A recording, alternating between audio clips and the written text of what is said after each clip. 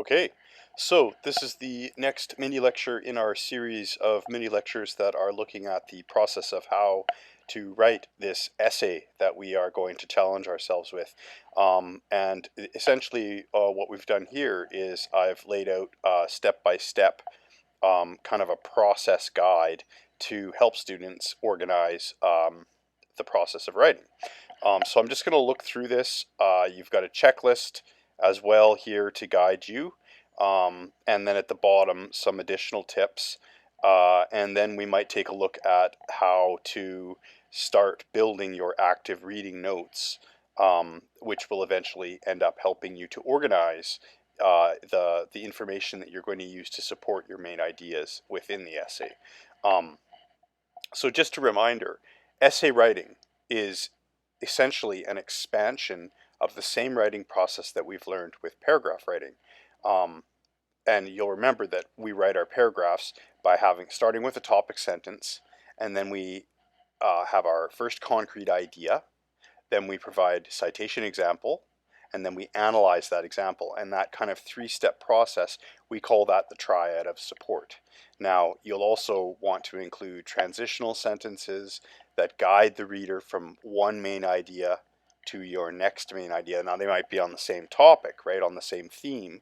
And what you'll have is you'll have three paragraphs, so you'll be talking about three main ideas. So those main body paragraphs are very much like the analysis paragraphs that we've already written. So the two new paragraphs types that we'll be looking at are the introduction and the conclusion. But let's jump into this step-by-step guide here. So step one, write down the purpose of your essay on a post-it note or on a scrap of paper or at the top of your notebook in a special section where you'll keep all of your notes. So for example, the purpose of this essay is to analyze our novel, The Alchemist, through a three-window framework. You can call it a three-window lens, a three-window framework, a three-tiered analysis. They all mean the same thing. But what you're doing is you're preparing the reader to understand that you're going to investigate three different aspects of the novel. And then you're going to list what they are. So I'm going to look at character growth, metaphors, and then finally the theme of omens. And this you'll notice follows that same sort of three-tiered or three-window lens that we've talked about before. This is a level one issue or a level one element, right? Characters, settings, foils, conflicts, we all put those in descriptive language. Those all live under level one. Then we're moving into level two here with metaphor. You could talk about metaphors, similes, personification, symbolism, any of those things, foreshadowing, could fall into this second main body paragraph or a second lens or a second window if you want to talk about it that way. And then also finally we're going to address one of the major themes that jumps out of the novel. In this case, I've selected omens and how omens are used within the story to kind of connect characters, but also to kind of drive the plot forward.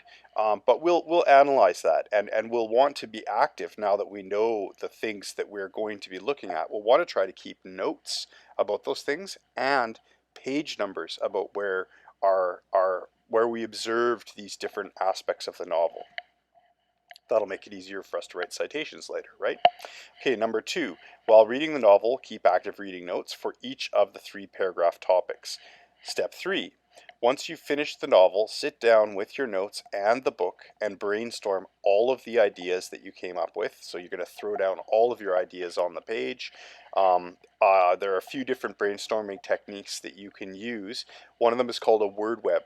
And what that means is you might even do three different word webs, like one for each of your three main ideas, which will become your three paragraphs, right? So you put character growth in the middle of a page and put a circle around it, and then off of that main topic you draw a line, and then another concept gets written down, and it grows out into this large web of ideas, and that lets you see what you've discovered about character growth without yet kind of bounding yourself into a format. So you just kind of let the ideas flow and see what comes up.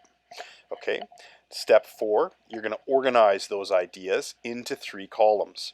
So each column will become a body paragraph. Make sure to add page numbers for the examples of each topic you are focusing on. So again, we're connecting the concepts to where they're found in the novel, and that's an organizational practice that will make it easier for you to support your ideas with citations while you're writing. Step 5, write your thesis statement. Step 6, write your hook sentence. So these step 5, 6, and 7, essentially all 3 of them together are the composition of your introduction paragraph. And now the introduction paragraph is really important because that is going to catch and hopefully keep the interest of your readers, right? If you don't have a strong introduction, the reader might not feel compelled to continue on, right? So we start with our thesis, which is actually the last sentence of our introduction. Then we go to our hook, and then finally you write your 2 to 3 background sentences, and then the first draft of your introduction is now complete, and you will submit draft 1 of your introduction to your instructor for feedback. So the process we're going to be moving through over the next 3 weeks is going to be you do a paragraph, you submit that to me, I'll give you feedback on that paragraph, and part of your marks for the essay will come from that first draft. Okay, so I will give you absolute credit and value for that first draft work that you're doing, but part of the work will also, part of your mark will also come from your final draft. So what I'm allowing you to do is you're allowed to get some points for your ideas, but you're also going to get some points for the work that you do to tidy things up, right? To clean things up and to advance your thinking process. Okay, step 8, write main body paragraph 1. So it's going to be the same process as writing an analysis paragraph, and we've practiced that already. Make sure to include a topic sentence that clearly states what the paragraph will discuss. Every paragraph starts with a topic sentence, right? The rest of the paragraph should follow our triad of support method. Include 2 to 3 citations to support your findings. So what that means is each of those main body paragraphs will have to have 3 kind of evidence examples, or 3 kind of moments from the novel that prove what you're trying to say about, character growth, or the use of metaphors within the story, or the theme of omens. You need to find strong examples that show how Coelho uses this idea to drive the story forward, and what that means for the overall impact of this novel to its readers. Okay, so then obviously once you've finished writing main body paragraph 1, you will submit. I should add that here, submit.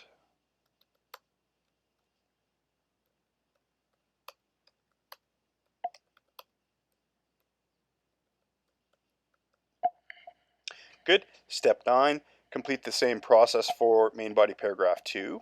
Submit draft 1 of that paragraph. Step 10, repeat the same process for your third main body paragraph and submit that as well.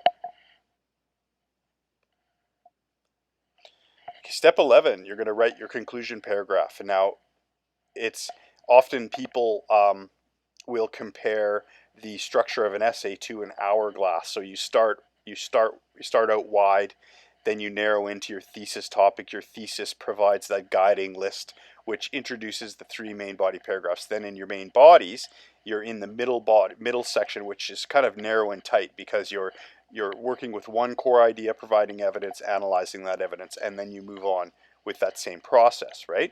Main body paragraph 2, main body paragraph 3, and then in the conclusion, you start narrow and expand back out. So it's kind of got this wide to narrow, narrow through the main body, restate the thesis, then expand back out, and you're trying to make some larger connection to the real world. That's how the essay should be ended, right?